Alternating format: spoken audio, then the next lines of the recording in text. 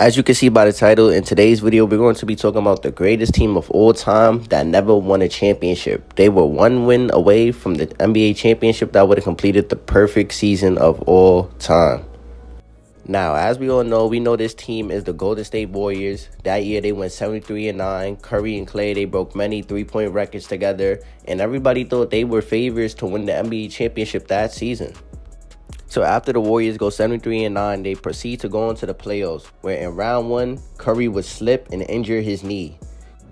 Curry would then be injured for the rest of the series, and he would return versus Portland in Game 4. Yes, of course, the Golden State Warriors, they finished out the first round versus the Houston Rockets. They still had good enough talent, good enough roster to get by them.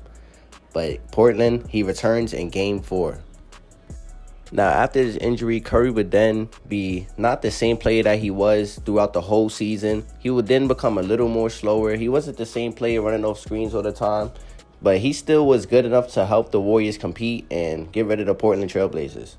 They then go on to face OKC, and his injury shows multiple times in this series, just the way he's not running. It's just his pace. He doesn't look like the quick, shifty guard that he once was before.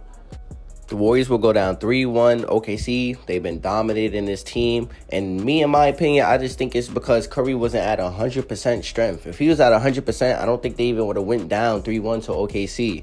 But as time went on, Game 5, Curry has a great game. Game 6 is when Game 6 Clay is born. Game 7, Curry closes the series. And then they go on to the NBA Finals to complete the perfect season of all time. 73-9 plus a championship. This will break everything that Jordan has once did. Now, the Warriors return to the NBA Finals, where they will face LeBron James and Kyrie Irving and the rest of the Cleveland Cavaliers.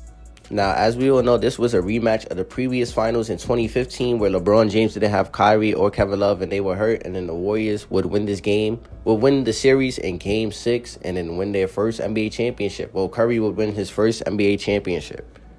Now, as we all know, the Warriors end up going 3-1 versus the Cleveland Cavaliers. They take Game 1, Game 2, Cavs take Game 3, and then the Warriors take Game 4, and they go back to their game. They go back to their home stadium so they can take Game 5 and be NBA champions and complete this perfect season. But there's something that got in the way of that. Now, some people might say what I'm about to say is excuses for the Warriors because of how they lost, and they weren't supposed to lose that series, which is 100% true. I don't think they should have blew a 3-1 lead or even lost the series, but the things that happened were major key issues. Number one, Curry, even though they are up 3-1, he's not playing at 100%. This whole time, he's not playing off 100%. 2, Draymond Green gets suspended in Game 5. They lose momentum when their best defender is out like that. The person who's been guarding LeBron most of this series, and then he was suspended because LeBron James stepped over him. 3, Andrew Bogut ends up getting hurt, our rim protector. Now that allows Kyrie and LeBron James to go in the paint and get whatever they want. And we're a small team, especially without Bogut. Going into Game 5, the Cavs already know they're confident as ever, especially with Bogut being out and Draymond being suspended. They know they have to just flip the momentum and put things to their side so they can win this series. Even with everything that's going on in this final series, Harrison Barnes is shooting terrible, Curry's injury, Draymond suspended, Bogut not being here. It took Kyrie and LeBron to combine for 82 points in Game 5 just to beat the Warriors. It took all of that, and the Warriors aren't even at full strength. So the Warriors lose Game 5, which makes the series 3-2 now. The Warriors are still up. They still have one more game to win this NBA championship to complete their perfect season. But LeBron James would not allow that. In Game 6, LeBron goes for 41 again. Back-to-back games, this man scored 41 points. That's literally 82 points by himself in back-to-back games. LeBron was not letting the Warriors have this championship no matter what. Curry, he had like 30 this game in Game 6, but he ended up getting ejected, throwing his mouthpiece, and yeah, the rest is all history. But let's get into Game 7, where everything just goes downhill for Golden State. Game 7 comes. Both teams need this win to win the NBA championship. One will complete the greatest comeback in NBA history. The first team to be down 3-1 in the finals and be able to come back. The second team, Golden State, will have the perfect season, being 73-9 and just completing this perfect run by just adding a championship to it. Which one of these teams got it?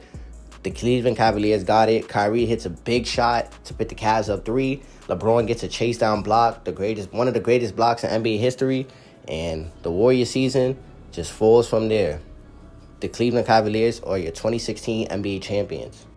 As a Warriors fan, Curry fan, whatever you want to call it, I always wonder what it would have been like if we won the championship in 2016, or even what that would have did for Curry's legacy. 2016 NBA, second NBA championship, first Finals MVP, 2 back-to-back MVPs. I forgot to mention that in this video, that he did a lot this season. So just imagine adding a championship with the Finals MVP. This season would have been great. But if you guys like this video, make sure you guys like, comment, share, subscribe, and I'm going to see you guys in the next. Thank you.